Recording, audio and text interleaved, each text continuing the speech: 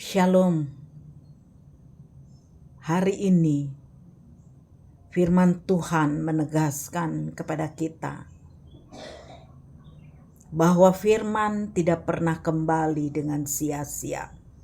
Kita baca di dalam Yesaya 55 ayat 11. Beberapa kali di dalam firman Tuhan menyatakan kepada kita manusia,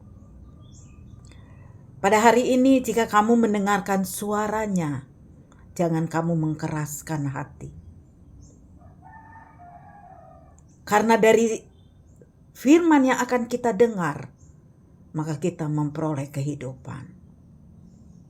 Kita melihat di dalam tahun 2026, kita diingatkan, bersyukur kita masih bisa ada sampai detik ini.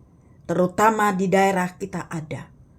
Indonesia sedang digoncangkan dengan berbagai musibah kebinasaan, yaitu gempa bumi yang tidak diharapkan manusia, bahkan yang tidak diduga-duga oleh manusia. Tetapi memang itu semua tertulis di dalam firman Allah. Siapa yang percaya, maka dia berbalik. Dia mempunyai takut akan Tuhan. Dia bisa bertobat secepatnya.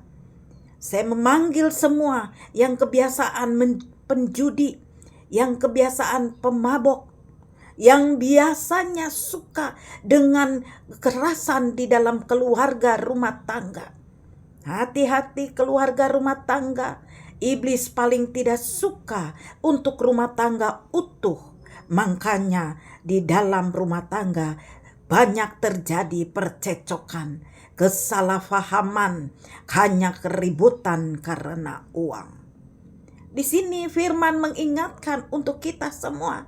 Pada hari ini jika kamu mendengarkan suaranya, jangan keraskan hati. Kita sebagai orang Kristen, jangan Kristen KTP, Kristen tanpa pertobatan. Hati-hati, kesempatan satu kali ini kita berbalik kepada Tuhan. Apa yang kita cari di dunia kita tidak akan memperoleh apa-apa. Mari kita renungkan firman Tuhan di dalam Mazmur 1 ayatnya yang ke-1 dan ke-3. Ke-1 dan ke-2 itu mengatakan, berbahagialah orang yang berjalan menurut jalan-jalan yang baik, tidak menurut jalan orang fasik.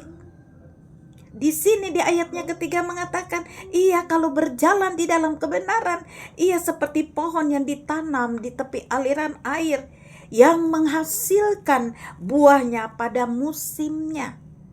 Buah apa yang akan kita dapat di dalam kehidupan kita? Buah kebenaran, buah pertobatan, buah kasih. Jangan kita menanamkan kebencian di dalam keluarga selaku suami istri. Pertengkaran di dalam keluarga, melihat pasangan seperti musuh. Saya ingatkan sekali lagi, ketika kita melihat pasangan, bahkan kalau kita tidak mengasihi anak-anak juga, itu seperti musuh. Itu yang diinginkan oleh iblis. Kembali lagi kita dikatakan pada hari ini ketika kita mendengarkan suara Tuhan, jangan kita keraskan hati, bertobatlah karena kerajaan Allah sudah dekat. Masih diberikan kesempatan bahwa Matius 6, bahwa cari dulu kerajaan Allah dan kebenaran, maka segala sesuatu akan ditambahkan. Ditambahkan apa? Ditambahkan banyak yang Tuhan berikan ketika kita bergaul karib dengan Tuhan. Bagaimana kalau kita tidak bergaul karib? Kita akan memperoleh buah-buah yang baik. Bagaimana kita menuntun sebagai suami, sebagai imam kepada istri? Bagaimana istri bisa mendengarkan suami kalau dia tidak tunduk dan tidak taat kepada suami? Di sini pasangan suami dan istri itu sangat penting. Di sini dikatakan firman tidak pernah kembali dengan sia-sia. Di dalam Yesaya 54 ayat 11. Mendengarkan lebih baik, melaksanakan apa yang dia perintahkan.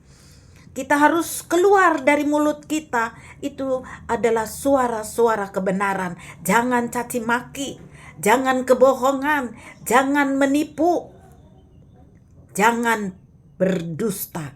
Karena itu pekerjaan iblis yang ada di dalam Yohanes 10 ayat 10.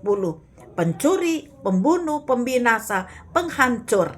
Jadi kita tidak boleh kaget kalau keluarga di dalam kehancuran. Kita harus kembali kepada Tuhan. Suami istri sadarlah, kembalilah, kasihanilah anak-anak kalian yang Tuhan sudah percayakan. Ini kita lihat kegoncangan dunia sudah ada di dalam kita, lingkungan kita, daerah mana kita akan kena kalau kita tidak berjaga-jaga. Gempa bumi di bangsa-bangsa di luar negeri. Gempa bumi menggoncangkan Indonesia juga dahsyat. Apa yang menjadi peristiwa yang besar itu menjadi contoh bagi kita supaya kita tetap berjaga-jaga. Kita berdoa bagi Flores.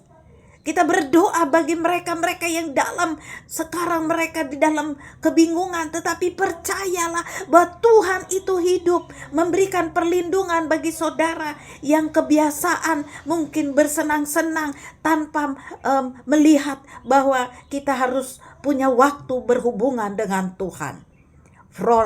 Flores diberkati, New Zealand diberkati, Peru yang baru saja digoncangkan dengan gempa bumi diberkati, Kolombia diberkati, Nias diberkati. Kita jadi orang-orang yang memberkati bagi mereka yang di dalam kesulitan. Tetapi kita juga harus berjaga-jaga bahwa siapa yang mendengarkan suara Tuhan, jangan kita keraskan hati. Minta kuasa Roh Kudus merubah hidup kita. Roh Kudus menuntun kita di dalam kita berkata-kata untuk kebenaran firman Tuhan. Tuhan Yesus memberkati kita semua. Amin.